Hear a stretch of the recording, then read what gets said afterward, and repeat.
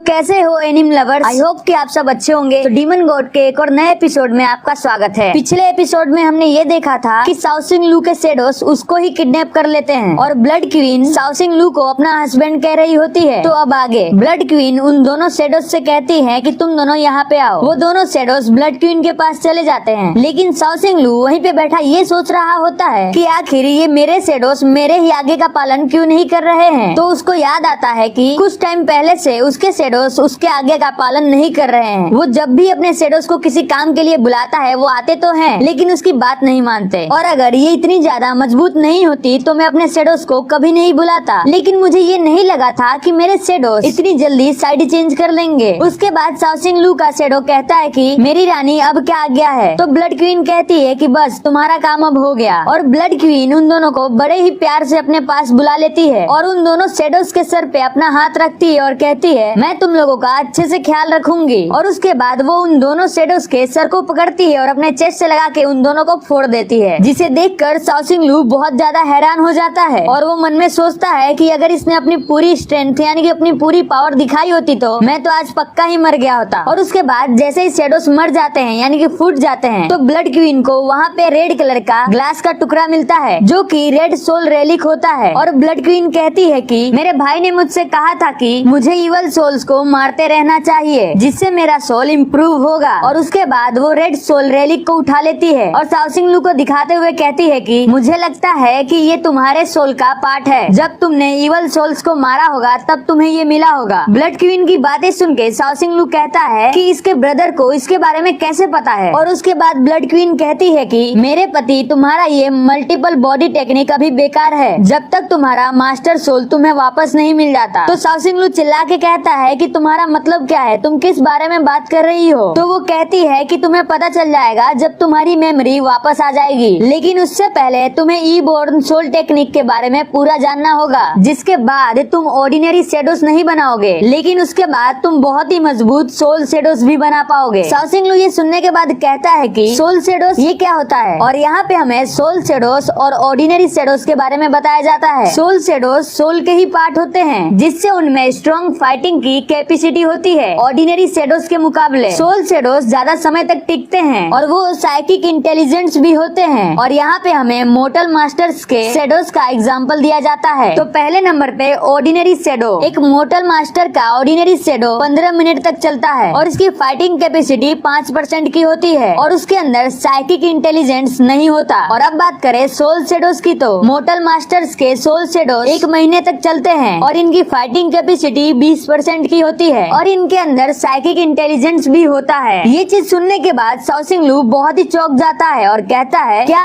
Mortar masters के soul shadows 1 महीने तक चल सकते हैं? नहीं नहीं, तुम पक्का झूठ बोल रही हो। और वो बताता है कि मेरे शेडोस तो सिर्फ और सिर्फ ज्यादा से ज्यादा 1 दिन ही चलते हैं। उसके बाद ब्लड क्वीन कहती है कि 1 महीना तो कोई बड़ी बात नहीं है, तुम जब डीमन किंग बन जाओगे तो डीमन किंग की सोल 1000 साल तक चलती है और मेरे ख्याल से इसीलिए तुमने कई बार सोल शेडोस बनाए हैं। और ब्लड क्वीन कहती है कि सोल शेडोस की स्ट्रेंथ के मुकाबले वो लोग खतरनाक भी हो सकते हैं। ये सुन के साउसिंग लू कहता है कि वो खतरनाक हो सकते हैं। तो ब्लड क्वीन बताती है कि जब तुम्हारे सोल के अंदर बुराइयां आ जाएंगी तो तुम्हारे शेडोस तुम्हारे कंट्रोल से बाहर चले जाएंगे और यहाँ तक कि तुम्हें वो मार भी सकते हैं और तुम्हें इस टेक्निक का ढंग से इस्तेमाल करना चाहिए। और वो कहती है कि ये कोई मजाक नहीं है कि डीमन किंग अपने ही शेडोस से मारा जाए तीनों दुनियाओं में। ये सुन के साउसिंग लू कहता है डीमन किंग। और उसके बाद साउसिंग लू के मन में ये ख्याल आता है कि ये मुझे डीमन किंग का होस्ट समझ रही है तो मुझे इसका फायदा उठाना चाहिए। उसके बाद साउसिंग लू बड़े ही प्यार से कहता है कि मेरी प्यारी पत्नी अगर आज तुम नहीं होती तो मैं तो मारा जाता। तो अब मुझे टॉयलेट लगी है तो क्या तुम मुझे खोल दोगी? ब्लड क्वीन ये सुनने के बाद कहती है कि आज से पहले तुमने कभी भी मुझसे ऐसे इजाजत नहीं मांगी। और उसके बाद ब्लड क्वीन साउसिंग लू को बहुत जोरों से मारती है और कहती है कि जरूर तुम्हारे पास कोई दूसरी लड़की है क्योंकि तुम्हारे अंदर से किसी और लड़की की स्मेल आ रही है। और वहीं पे ऊपर बैठा लॉर्ड शिवू उन दोनों को देख रहा होता है और कहता है कि मुझे इन दोनों की आवाज अच्छे से सुनाई नहीं दे रही है, जरूर ये डीमन उस लड़के को परेशान कर रहे हैं। और वहाँ पे नीचे ब्लड क्वीन साउसिंग लू से ये पूछ रही होती है कि बताओ तुम्हारे अंदर से किस लड़की की खुशबू आ रही है। और साउसिंग लू वहीं मार खा रहा होता है और सोच रहा होता है कि ये डीमन है या फिर कुत्ती, इसको कैसे मालूम पड़ गया कि मेरे अंदर से किसी लड़की की स्मेल आ रही है। और वहीं पे ऊपर छुपा हुआ लॉर्ड शिवू ये सोच रहा होता है कि अगर मैं इस परेशानी में नहीं होता तो इस लड़के को इस चीज से सफर नहीं करना पड़ता। लेकिन ये लड़का सच क्यों नहीं बोल रहा है। उसके बाद लॉर्ड शिवू जोश में आ जाता है और सोचता है कि लड़के बस तुम थोड़ी देर तक और होल्ड करो, मैं तुम्हें जल्दी ही बचा लूंगा। ब्लड क्वीन शाओ सिंग लू से कहती है कि मैं तुम्हारे लिए 4000 सालों से ईमानदार हूँ और तुम्हारी हिम्मत कैसे हुई। और उसके बाद ब्लड क्वीन को डीन का कॉल आता है और डीन उससे कहते हैं कि तुम अकेली क्यों हो, तुम्हारे साथ यू चिंग क्यों नहीं है, यू चिंग कहाँ है। तो ब्लड क्वीन डीन से कहती है कि मैं आपसे यही पूछने वाली थी कि टेलीपोर्ट सर्कल इतनी जल्दी कैसे बंद हो गया, इसीलिए वो लोग आ नहीं पाए। और वहीं पे बंदा शाओ सिंग लू ये सोच रहा होता है कि ये किससे बात कर रही है। और उसके बाद ब्लड क्वीन डीन से कहती है कि आप फिर से टेलीपोर्ट सर्कल को ओपन कर दीजिए, उसके बाद ब्लैक डेविल्स और यूची यहाँ पे आ जाएंगे। तो डीन कहते हैं कि टेलीपोर्ट सर्कल को चालू करने की तुम्हारे हाथ में ही है। तो ब्लड क्वीन कहती है कि क्या ये पीच यानी कि वो फल होता है ना, वो उसकी बात कर रही होती है। लेकिन मौका पाके शाओ सिंग लू पीछे से भागने की कोशिश कर रहा होता है। ब्लड क्वीन वहाँ पे पड़े उस फल को जिसका नाम पीच होता है उसको उठाने लगती है और कह रही होती है कि आपने मेरे हस्बैंड को मुझे लेने के लिए यहाँ पे भेज दिया, मैं इसके लिए आपका फेवर करूंगी। तो डीन कहते हैं कि ऐसा करने की कोई जरूरत नहीं है, इसके पीछे भी कुछ न कुछ है। और वहीं पे शाओ सिंग लू धीरे धीरे वहाँ से भागने की कोशिश कर रहा होता है और वो ये सोच रहा होता है कि अब ये मुझे पकड़ नहीं पाएगी। लेकिन वो जैसे ही सामने देखता है उसके सामने ब्लड क्वीन खड़ी होती है और वो शाओ सिंग लू से कहती है कि मुझे नहीं पता था कि तुम्हें रात को वॉक करने का मन कर रहा है, तो क्यों ना हम दोनों साथ में वॉक करें। और उसके बाद ब्लड क्वीन उस फल को जिसका नाम पिच होता है उसे शाओ सिंग लू के सर पे मारती है, जिससे वो टेलीपोर्ट सर्कल वापस से चालू हो जाता है। जिसे देखकर शाओ सिंग लू हैरान हो जाता है और सोच रहा होता है आखिर ये कैसे हुआ, आखिर डीमन क्लैन का टेलीपोर्ट सर्कल ऐसे कैसे ओपन हो सकता है। और उसके बाद ब्लड क्वीन कहती है कि बाहर आओ मेरे सिपाहियों। और उस टेलीपोर्टर सर्कल के अंदर से काफी सारे ब्लैक डेविल्स निकलते हैं और वो सभी ब्लैक डेविल्स ब्लड क्वीन के सामने आके खड़े हो जाते हैं। और शाओ सिंग लू वहीं पे बैठा ये सारी चीजें देख रहा होता है और मन में सोच रहा होता है कि इसके तो सिपाहियों के पास भी ऐसे मूव्स हैं, शायद इसीलिए ये लोग डीमन वर्ल्ड के सबसे मजबूत फाइटिंग क्लैन हैं। लेकिन उसके बाद ही एक ब्लैक डेविल वहीं पे गिर जाता है, जिसकी वजह से ब्लड क्वीन का पोपट बन जाता है और वो ये सोच रही होती है कि इसने तो मेरे पति के सामने मेरा कचरा कर दिया। उसके बाद ब्लड क्वीन पूछती है कि यू चियान के साथ कैसा काम चल रहा है। तो वो सिपाही उससे कहते हैं कि your majesty ship erection emulate बहुत अच्छे से काम कर रहा है और इसकी बॉडी और इसकी सोल दोनों सेपरेट हो गई है। तो ब्लड क्वीन कहती है कि ठीक है, ये बहुत ही अच्छा है। और उसके बाद वो अपना हाथ आगे करती है और यू चिंग के अंदर से उसकी सोल को बाहर निकाल लेती है, जिसकी वजह से यू चिंग बहुत ही जोरों से चिल्लाने लगता है। लेकिन ब्लड क्वीन उसकी सोल को उसके शरीर से बाहर निकाल लेती है। ये देखकर शाओ सिंग लू थोड़ा सा घबरा जाता है और मन में सोचता है कि आखिर यहाँ पे हो क्या रहा है, क्या इसने इसकी सोल को बाहर निकाल लिया। और वो साथ में ये भी कहता है कि ये तो देखने में ऐसे लग रहा है जैसे कि मेरे बॉडी में वो ग्लास टूटे हुए हैं, ये सोल उसकी तरह ही दिख रहा है। और उसके बाद शाओ सिंग लू और घबरा जाता है और मन में सोचता है कि क्या इसके बाद मेरा नंबर है, ये लोग मेरी सोल को भी बाहर निकाल लेंगे। और वहीं पे ब्लड क्वीन ने यू चिंग के सोल को उसके शरीर से बाहर निकाल लिया होता है और कह रही होती है कि ये लड़का देखने में तो गंदा है लेकिन इसकी सोल बहुत ही अच्छी है। और उसके बाद वहीं पे 3 मील दूर से बरुनो ये सारी चीजें देख रही होती है और ये कह रही होती है कि 5 डीमन यहाँ पे हैं, तो लॉर्ड शिवू ने अभी तक कुछ करने का ऑर्डर क्यों नहीं दिया, वो किस चीज का इंतजार कर रहे हैं। और उसके बाद लॉर्ड शिवू की आवाज आती है और लॉर्ड शिवू कहता है कि सभी लोग मेरी बात सुनो,